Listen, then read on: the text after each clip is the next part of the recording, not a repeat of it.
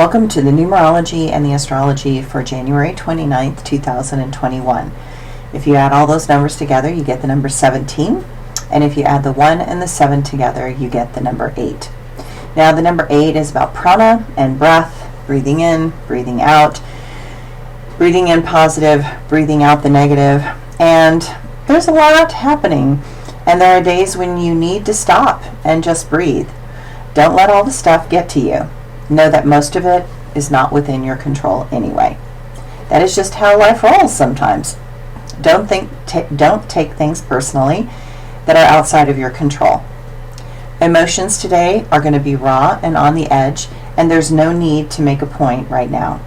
It would just look and sound like ego in play. Authenticity will give you eventually what you want. Those that cannot be real with you will eventually just drift away. The astrology for today. Mercury is slowing down to turn retrograde in Aquarius on Saturday. Many have been feeling this kind of coming on for days, and that mixed with the full moon on the 29th is making for some interesting challenges. It is probably best to tend to phone calls, those computer things, upgrades on obvious systems, and those details that need to be addressed.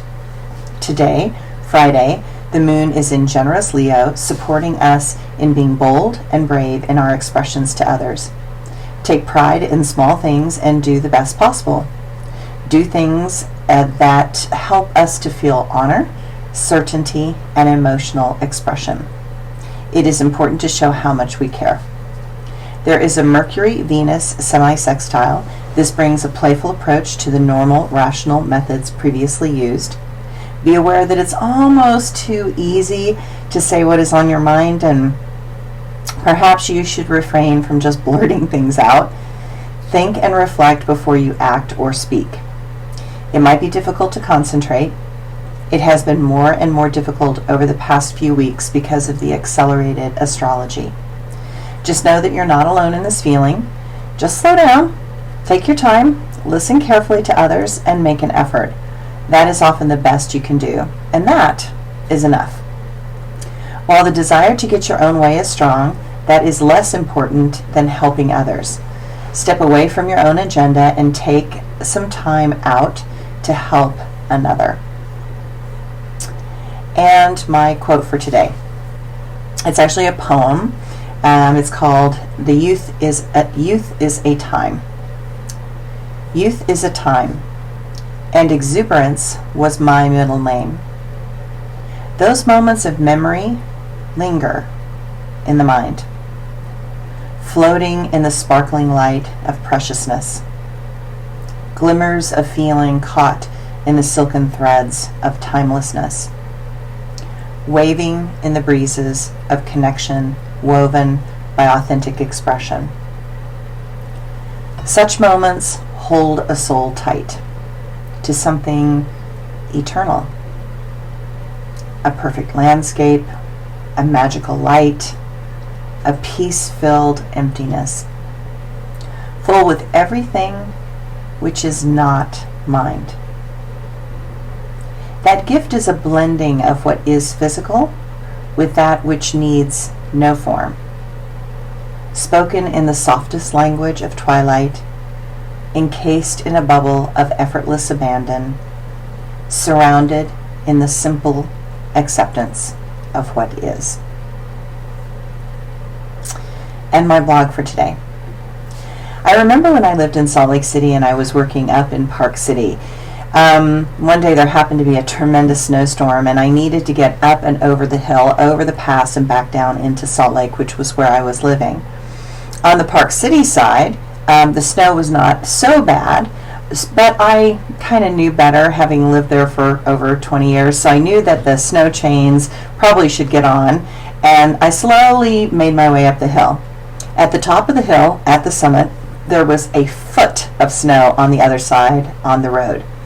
And the storm was on that other side, and it was just dumping and dumping and dumping. And just over the pass, there were trucks jackknifed and off the road, and other cars spun into ditches.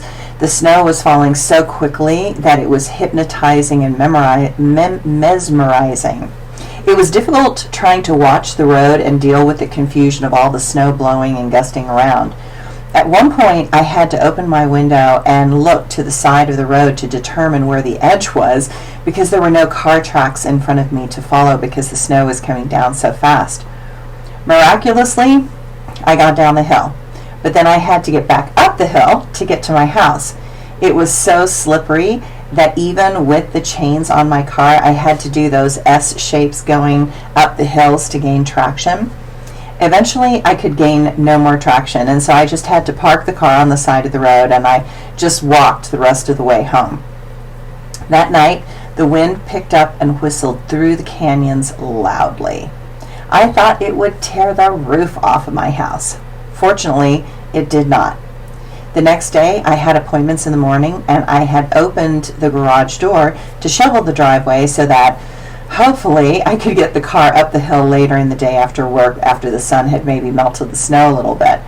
But instead, as I opened the garage door, I faced a 9-foot wall of snow in the driveway. The wind had pushed all the snow off the roofs, and it had landed in the driveway. Realizing that this was going to make me late, I called my clients and I explained that we would have to reschedule, and they laughed because they also had their own snow stories, and it was going to be treacherous to get anywhere that day. I spent the next 4 hours shoveling snow out of the driveway. So yesterday, we got snow here, about a foot, which is a lot for us. I did not have to go anywhere, fortunately, and my driveway is very long, so I did not have the intention of shoveling it, which was even better. And what I did notice was that the birds were acting insane and desperate for seeds to keep their body heat up. I put cookie sheets out for them because the seeds just disappeared into the snow. And it was a bird feeding frenzy, and it made my heart happy.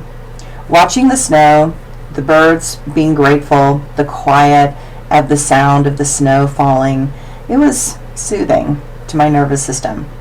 I made sure to feed the wild cat extra food to keep her warm. It was bitterly cold. I hope that you are all staying dry, warm, and happy. May the winter become a time of reflection and peace. May hearts reach out to others so that appreciation and care become the norm again. Thanks, everyone.